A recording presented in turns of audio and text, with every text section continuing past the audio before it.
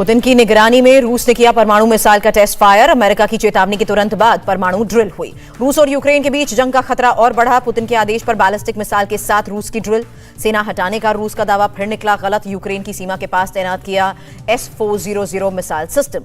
रूसी रक्षा मंत्रालय ने खुद जारी की S-400 की तस्वीरें। क्रीमिया और कॉकस इलाके से रूस का सैन्य अभ्यास। रूस का ब्लैक सी में सैन्य अभ्यास जारी। युद्धवाहक पोत से दागी गई मिसाइल। अभ्यास के दौरान समंदर में उड़ते दिखे रूसी लड़ाकू विमान। दुश्मन के निशाने को ध्वस्त करने का अभ्यास। सैटेलाइट तस्वीरों से रूस के दावों की पोल खुली। यूक्रेन के बॉर्डर पर अभी भी भारी संख्या में सैनिकों की तैनाती।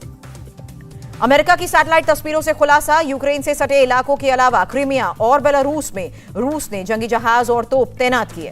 रूस के एयरफील्ड में तैनात है सुखोई एयरक्राफ्ट। बेलारूस में डिफेंस सिस्टम S-400 की तैनाती। क्रीमिया में टेंट और हॉस्पिटल्स भी बनाए गए।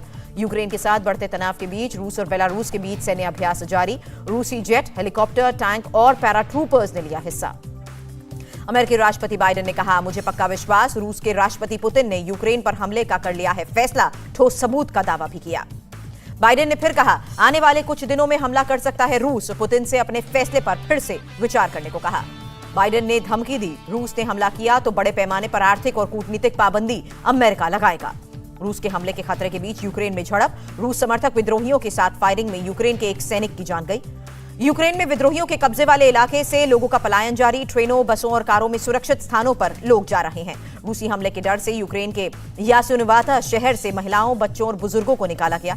शहर छोड़ने वालों की वजह से उस्पेनिका चेक पॉइंट पर भारी भीड़। रात भर चेक पॉइंट पर कारों की लंबी कतार। यूक्रेन रूस की सीमा पर लगा पड़ा traffic jam. Border check point पर 22 किलोमीटर लंबी गाड़ियों की कतार। पूर्वी यूक्रेन के बागी नेता ने और तनाव बढ़ाया। सेना की पूरी तरह तैनाती की मांग की। यूक्रेन की तरफ से तुरंत हमले की आशंका जताई। यूक्रेन की सेना के साथ पिछले 8 साल से लड़ रहे हैं बागी। दोनों तरफ से फायरिंग में जानमाल का हुआ है बड़े पैमाने पर नुकसान। यूक्रेन के सुरक्षा प्रमुख ने कहा, हमले के लिए उकसा रहा है रूस। यूक्रेन की सेना पर हिंसा भड़काने का रूस का दावा झूठा। यूक्रेन के डोनेट्स्क में एक कार में जोरदार धमाका। कार के परखच्चे उड़े। हमले में किसी के हताहत होने की जानकारी नहीं। यूक्रेन के अलगाववादियों वाले इलाके में धमाका हुआ। क्षेत्रीय सुरक्षा प्रमुख की गाड़ी में ब्लास्ट हुआ। यूक्रेन ने रूस की उकसावे वाली कार्रवाई करार दिया। यूक्रेन पर तनाव के बीच जर्मनी के म्यूनिख पहुंचे अमेरिकी विदेश मंत्री ब्लिंकन। ब्रिटेन और जर्मनी के विदेश मंत्रियों से मुलाकात। म्यूनिख सिक्योरिटी कॉन्फ्रेंस में हिस्सा लेंगे अमेरिकी विदेश मंत्री। ब्रिटिश और जर्मन विदेश मंत्रियों के साथ रूस के सैन्य जमावड़े पर चर्चा होगी। रूस के पड़ोसी देश लिथुआनिया पहुंचे अमेरिकी रक्षा मंत्री ऑस्टिन। राजधानी पहुंचने के बाद दिया गार्ड ऑफ ऑनर।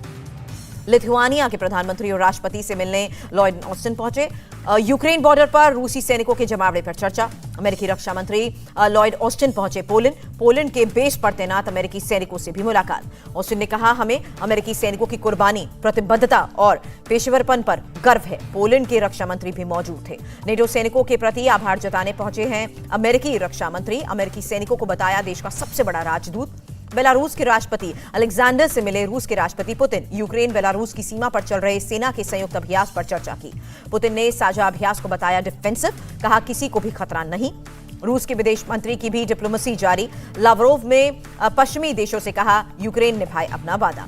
ग्रीस के विदेश मंत्री से मिले रूस के विदेश मंत्री लावरोव। कहा, यूक्रेन ने हर बार वादा खिलाफी की। ताजा संकट में खुलकर रूस के पक्ष में सामने आया चीन के विदेश मंत्रालय ने अमेरिकी खुफिया एजेंसीज की विश्वसनीयता पर सवाल उठाए।